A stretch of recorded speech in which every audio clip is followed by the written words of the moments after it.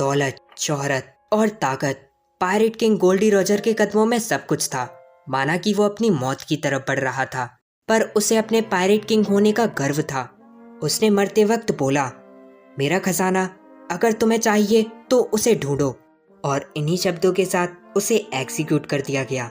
और इस सब के बाद सब लोग वन पीस की तलाश में लग गए और इसी तरह शुरुआत हुई उस महान पायरेट इरा की। एपिसोड के स्टार्टिंग में नामी खलीफा से लड़ने के लिए बिल्कुल तैयार थी और फिर वो वहां से ऊपर की तरफ जाने लगी, पर तभी पीछे से वहां पर कुमादोरी आ गया और बोला, रुक जाओ, आज मैं तुम्हें खत्म कर दूंगा। जिसे देखकर चॉपर ने बोला, नामी तुम ऊपर जाओ, इस बंदे को तो मैं देखता हूँ। नामी ने उसकी बात पर एग्री करा और वो दोनों लड़ाई करने के लिए आगे बढ़ने लगे, पर शायद चॉपर उसे जल्दी खत्म करना चाहता था, तो उसने अपनी रंबल बॉल को यूज़ करा और कुमादोरी पर एक बहुत तेज़ी से हमला कर दिया और बोला, क्योंकि ये हमारी दोस्त के लिए है तो तुम चाहे कोई भी हो, मैं तुम्हें हरा दूंगा। कुमादोरी ने बोला, तेरी हिम्मत कैसे हुई मुझ पर हाथ उठाने की, आज मैं तुझे ख़त्म कर दूंगा। फिर यहाँ पर लूफी को दिखाया गया, जिसे वक्त रहते चिमनी और गॉनबे ने बचा लिया और बोला, पायरेट वाले भैया क्या आप ठीक हो? जिसे सुनकर लूफी ने बोला, नहीं, अगर मैंने जल्दी नहीं करी तो वो सब रॉबिन को लेकर यहाँ से चले जाएंगे। और फिर उसने एक चीज़ को पकड़ लिया और बोला, मैं अगर पानी से नहीं जा सकता तो फिर मैं कूद कर जाऊँगा। पर इस सब से पहले कि लूफी वहाँ पर जाता, चिमनी ने उसे रोक दिया और बोला, भैया रुक जाओ, हम आपको वहाँ पर जाने का रास्ता बताएंगे। जिसे सुनकर लूफी ने बोला, क्या वहाँ तक जाने का रास्ता?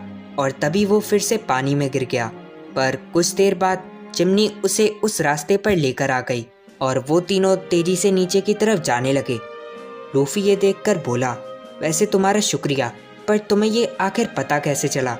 जिसे सुनकर चिमनी ने बताया, वो हम किसी जगह पर गिर गए और फिर हमें वो दोनों के दोनों गंदे लोग मिले, एक वो कबूतर वाला और एक वो गंदी शक्ल वाला जो आपकी दोस्त को लेकर यहाँ से आगे जा रहे थे। हमने बस उनका पीछा करा और देखो हमें ये रास्ता मिल गया। और फिर कुछ देर बाद लूफी उस गेट के जस्ट सामने आ गया था और बोला, पर यह गेट तो काफ़ी ज़्यादा मजबूत है, आखिर इसे खोलेंगे कैसे? जिसे सुनकर चिमनी ने बताया, माफ़ करना, पर शायद हमें एक चाबी की ज़रूरत पड़ेगी।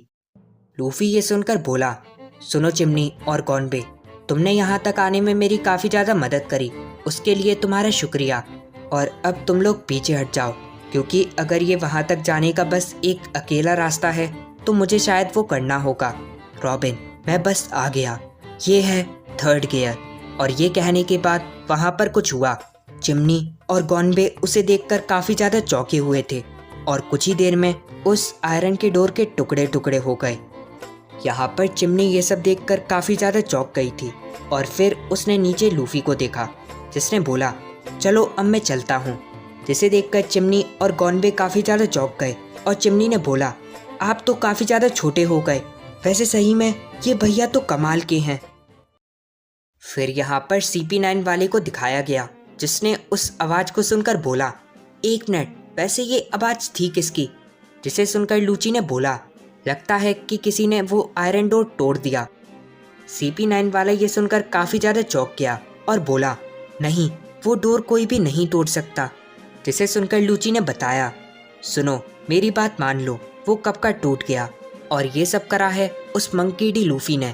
और हाँ, मैं एक बात बताना भूल गया था, एक छोटी लड़की और उसके पेट ने ये रास्ता कब का देख लिया।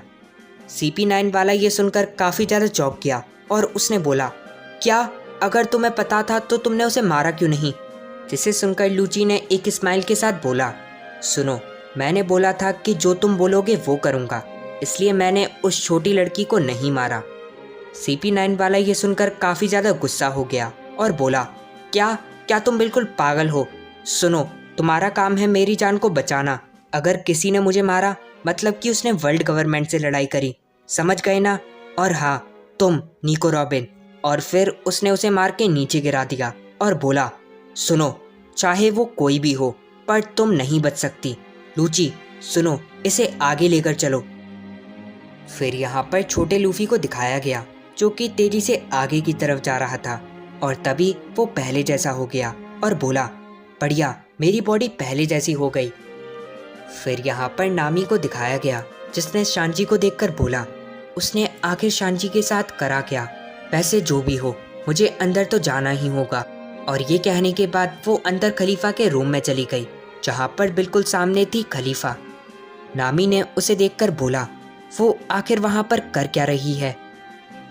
फिर यहाँ पर फ्रैंकी को दिखाया गया, जिसने बोला, अगर मैंने कोला फिल नहीं करा तो मैं उसे नहीं हरा पाऊंगा। और तभी वो CP9 वाले ने एकदम से फ्रैंकी पर पीछे से हमला कर दिया, पर फ्रैंकी ने उसे पकड़कर उसे दीवार में मार दिया। उसकी ताकत इतना सा काम करने के बाद बिल्कुल ख़त्म सी हो गई थी और फ्रैंकी कोला ढूंढने के लिए वहाँ से जाने लगा, पर तभी CP9 वाला फिर से वहाँ पर आ गया। फ्रैंकी ने बोला, सुन, तेरे जैसा डरपोक मुझे कभी भी नहीं हरा सकता। और ये सब सुनकर वो दूसरा वाला काफ़ी ज़्यादा गुस्सा हो गया और उसने बोला, रुक, तुझे तो अभी मैं बताता हूँ। और फिर उसने अपने सॉलिड बीस्ट से फ्रैंकी पर बहुत तेज़ी से हमला कर दिया। वैसे सही में फ्रैंकी को काफ़ी तेज़ी से चोट लगी थी, पर फ्रैंकी ने बोला, नहीं, ये क्या बेकार का मुक्का था। और ये कहने के बाद उसने अपने स्ट्रॉन्ग हैमर से उस पर हमला करा। CP9 वाले को भी काफ़ी तेज़ी से लगी, पर उसने भी एकदम सेम बात बोली। उसने बोला, ये तो बिल्कुल बेकार का मुक्का था, इससे बढ़िया तो मैं मारूंगा। और फिर वो दोनों ऐसे ही एक दूसरे को मुक्के मारने लगे। दोनों के मुंह पर बस एक ही बात थी कि मैं तुझे हरा दूंगा। और ऐसे ही लड़ते लड़ते वो दोनों किचन में आ गए और फ्रैंकी ने बोला, बढ़िया, यहाँ पर पक्का कोला होगी। पर इस सबसे पहले कि वो उसे ढूंढ पाता या फिर ले पाता, पीछे से वहाँ पर चॉपर और कुमादोरी आ गए। यहाँ पर चॉपर ने बोला, मुझे इतनी जल्दी रंबल बॉल यूज़ नहीं करनी चाहिए थी। 3 मिनट कब निकल गए मुझे पता भी नहीं चला। अब मैं करूँ तो करूँ क्या? जिसे देखकर कुमादोरी ने बोला, अब तो तू काम से गया, मैं तुझे अभी के अभी मार दूंगा। पर तभी चॉपर ने वो बड़ा सा फ्रिज खोला और कुमादोरी को उसमें बंद कर दिया और बोला, बढ़िया, मैंने उसे इसमें बंद कर दिया। पीछे से फ्रैंकी ये सब देखकर बोला, सुनो चॉपर, मुझे उस फ्रिज की ज़रूरत थी। ये मैं हूँ, वाटर 7 का राजा फ्रैंकी। चॉपर ने ये सब सुनकर बोला, अच्छा, तुम वही हो जिसकी वजह से उसॉप ने हमें छोड़ दिया था। जिसे सुनकर फ्रैंकी ने बोला, सुनो चॉपर, अभी के लिए वो सारी की सारी बातें छोड़ो, ये सब रॉबिन के लिए है। अगर तुम मुझे कोला दे दो तो मैं पक्का इसे हराकर वो चाबी ले पाऊंगा। और तभी पीछे से CP9 वाले ने ये सब सुनकर बोला, क्या कोला पीकर ताकतवर हो जाओगे? ये बकवास करना बंद करो। और फिर वो बहुत तेजी से फ्रैंकी पर हमला करने लगा। यहाँ पर चॉपर उसे पिटता हुआ देखकर बोला, मैं उसकी मदद करूँगा। और ये कहने के बाद उसने उस फ्रिज को खोला और कुमादोरी के बाहर निकलने से पहले ही उसे बंद भी कर दिया और फ्रैंकी को उसकी ड्रिंक दी। पर वो असल में और कुछ था, जिसे देखकर फ्रैंकी ने बोला, ओए, तुम क्या पागल हो? मैंने बोला था कोला दो। चॉपर ने यह सब सुनकर फिर से फ्रिज खोला और कोला बाहर निकाल ली और उसे बंद भी कर दिया। फ्रैंकी उसे देखकर बोला, हाँ, ये वही है। और उसने उसे यूज़ करा और फिर अचानक से उसके पास बहुत ज़्यादा ताकत आ गई, जिसे देखकर CP9 वाला काफ़ी ज़्यादा चौंक गया था।